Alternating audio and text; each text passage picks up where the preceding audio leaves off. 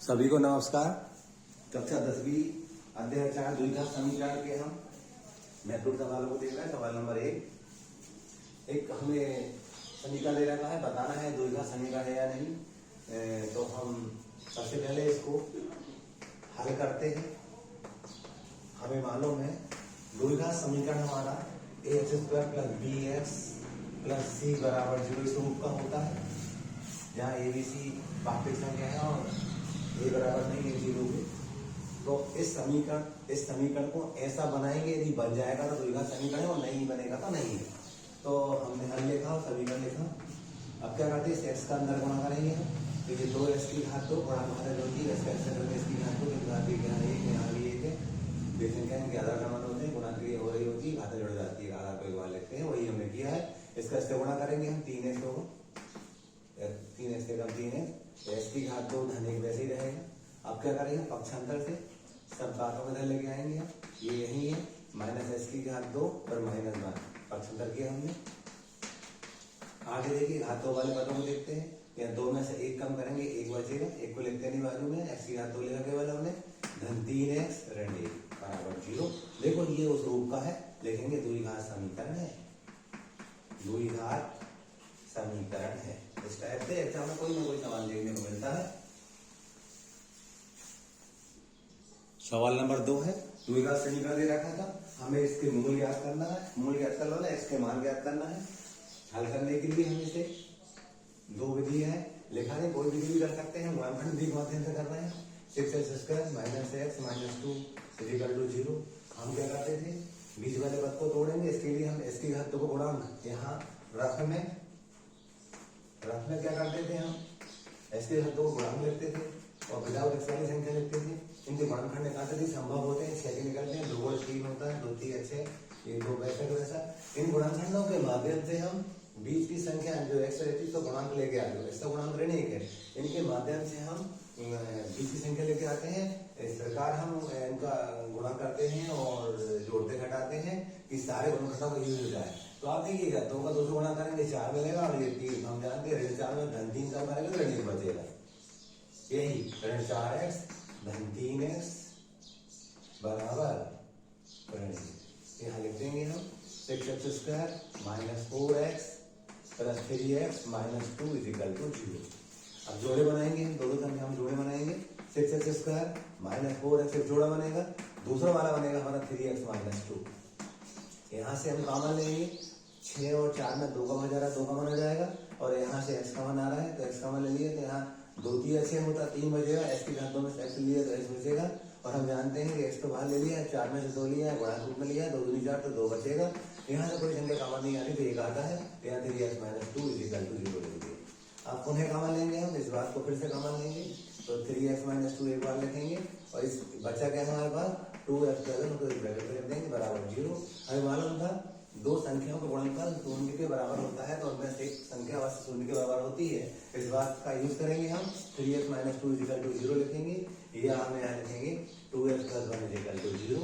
यहाँ पर देखोगे आप 3x बराबर 0 + 2 पक्षांतर करेंगे, यहाँ पर 2x बराबर 0 - 1 पक्षांतर किया। तो अब यहाँ पर देखोगे आप तो x = 2/3 हो जाएगा, ये 3 गुणा कर भाग करेगा। ऐसे यहाँ पर x = -1/2 हो जाएगा। यही x के मूल होंगे, यही आंसर होगा। इस तरह से हमने सवाल नंबर 2 को बनाया। सवाल नंबर 3 है, समीकरण दे रखा था हमें, व्युत्पत्ति का ज्ञात करना था, मूलों की प्रकृति बताना था और बताना था कि वास्तविक है तो उन्हें ज्ञात भी करना था हमें। तो हम यहाँ पर समीकरण लिखते हैं पहले, 3x² - 2x + 1/3 = 0।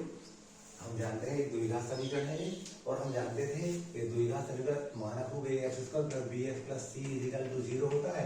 यदि इस समीकरण से हम तुलना करेंगे तो हमें a बराबर मिलेगा 3, b बराबर मिलेगा -2 और c बराबर मिलेगा 1/3। वो कह रहे हैं कि व्युत्पत्ति का ज्ञात कीजिए। हम जानते हैं व्युत्पत्ति का जो सूत्र होता है, व्युत्पत्ति का जो सूत्र होता है वो b² - 4ac होता है। तो व्युत्पत्ति का ज्ञात करेंगे तो ये abc के मान इसमें रखेंगे हम, -2² -4, a का मान 3, c का मान 1/3, ऋण 2 का वर्ग 4 हो जाएगा, ये 3 कम 3 ये भी 4 हो जाएगा, 4 में 4 का 0 है। फिर वो कह रहे हैं कि ये शून्य आ गया, डी का मान एक आंसर तो हमारा यही हो गया है। अब वो कह रहे हैं कि मूलों की प्रगति बताइए। हम जो इसको निकाले हैं व्यक्तिगत को, तो ये शून्य आया है। जब शून्य आता है तो हम कहते हैं तो बराबर और वास्तविक मूल होते हैं। हम यहाँ लिखेंगे अतः द्विघात समीकरण के दो बराबर एवं वास्तविक मूल होंगे। ये हमारा दूसरा आंसर हो गया। एक आंसर था वो डी निकाल लिया, डी बराबर 0 आ गया, डी का निकाला वो 0 आ गया। दूसरा क्या था, मूलों की प्रकृति बताइए। हम जानते हैं ये जो होता है द्विघात समीकरण होता है स्टैंडर्ड, इसमें डी बराबर द्वितीय का डी बराबर जो कि हम डिस्क्रिमिनेंट कहते हैं b² - 4ac होता है। यदि डी का मान 0 से बड़ा होता है तो दो भिन्न व वास्तविक मूल होते हैं, ऐसा हम कहते हैं। दो भिन्न व वास्तविक मूल होते हैं। और हम कहते हैं यदि ये डी बराबर 0 होता है तो दो बराबर व वास्तविक मूल होते हैं। और जब डी का मान छोटा होता है 0 से, तो हम कहते हैं कि वास्तविक मूल नहीं है। अब जब दो बराबर व वास्तविक मूल होते हैं तो उसे निकालते कहते हैं -b/2a इस फार्मूले से निकालते हैं। यहाँ पर आप कहेंगे, वो कह रहे थे कि यदि वो वास्तविक होते हैं ज्ञात कीजिए, तो क्या कहेंगे, जो मूल होंगे वो क्या होंगे हमारे -b/2a, -b/2a। वैल्यू रख लेंगे। -b का मान था -2 और 2 × a का मान कितना था 3। ऐसे ही यहाँ पर -2/2 × 3। इसको सिंप्लीफाई करेंगे हम, तो देखिए रटने का था ना, ये 2 एकम 2 2 एकम 2 हो जाएगा, तो 1/3 बचेगा। यहाँ पर रटने का था ना, ये 2 एकम 2 2 एकम 2, तो 1/3 बचेगा। ये हमारा आंसर हो गया। सबसे पहले हमने कहा व्यक्तिगत करो, वो 0 मिला। प्रकृति देखिए हमने, तो मूल बराबर वास्तविक मूल, क्योंकि डी का जो मान है व्यक्तिगत का मान है वो 0 आ गया। और जब 0 आता है तो हम कहते हैं बराबर वास्तविक मूल होते हैं, ऐसा कहते हैं। फिर वो कहते हैं कि अगर वास्तविक मूल है तो ज्ञात करो, तो ज्ञात करें। हम जानते हैं ये दो मूल बराबर होते हैं, तो हम इन फार्मूले के माध्यम से हम उन मूलों को याद करते हैं। -b/2a इसके माध्यम से करो तो 1/3 दिया है। यही हमारा आंसर होगा। सवाल नंबर 4 है हमारा, के किस मान के लिए द्विघात समीकरण के दो बराबर व वास्तविक मूल होंगे।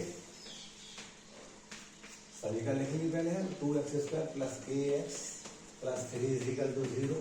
हम जानते थे द्विघात समीकरण का मानक रूप x² + bx + c = 0 होता है।